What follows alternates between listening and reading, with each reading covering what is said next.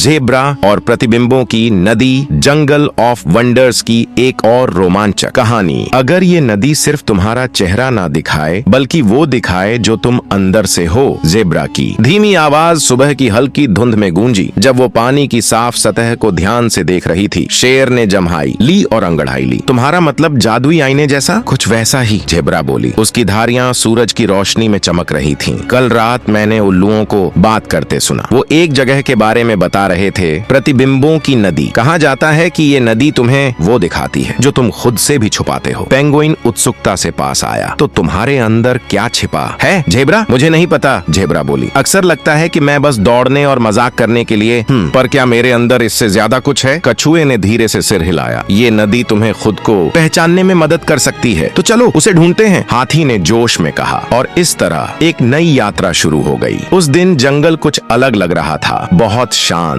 जैसे वो भी कुछ सोच रहा हो। जेब्रा की समझ और पेंगुइन के भरोसेमंद नक्शे की मदद से सब दोस्त घने पेड़ों और लंबी घासों के बीच से होते हुए आगे बढ़े। तभी एक हल्की हवा में पानी की धीमी आवाज आई, जैसे दिल की धड़कन। वो देखो, जेब्रा ने इशारा किया। एक छोटी सी पहाड़ी से नीचे नीली चांदी जैसी नदी बह रही थी जो जंगल में एक सवाल की तरह मोड़ ले रही थी। प्रतिबिंबों की नदी, कछुए ने धीमे से कहा। सब लोग धीरे धीरे नीचे उतरे। पानी इतना साफ था कि जेब्रा जैसे ही झुकी चौंक गई। ये मैं नहीं, ये मैं छोटी थी, तितलियों के पीछे दौड़ रही हूँ। शेर भी झांक कर बोला, मैं तो पेड़ के नीचे सो रहा हूँ और केले को गले लगा रखा है। नदी हर किसी को कुछ अलग दिखा रही थी, लेकिन जेब्रा को कुछ और दिखा। उसने देखा कि वह एक चट्टान के पीछे छिपी हुई है और उसके दोस्त तूफान से जूझ रहे हैं। वो मदद नहीं कर रही थी, बस डरी हुई थी। नदी मुझे ये क्यों दिखा रही है? उसने उदास होकर पूछा। नदी ने शब्दों में नहीं बल्कि भावनाओं में जवाब दिया। उसे वो लम्हे याद आए जब वह चुप रही, जब वो रोना चाहती थी लेकिन हंस दी, जब उसने अपनी सच्चाई छुपाई। क्या मैं डरपोक हूँ? उसने पूछा। नहीं, कछुए ने धीरे से उसके पास आकर कहा। नदी तुम्हें सजा नहीं दे रही, वो तुम्हें तुम्हारी वो परछाइयां दिखा रही है जो तुम खुद नहीं देखती। फिर अचानक पानी चमकने लगा और नदी के ऊपर चमकते पत्थरों का रास्ता बन गया। हवा जैसी एक नरम आवाज गूंजी। अगर खुद को पूरी तरह समझना है तो ये रास्ता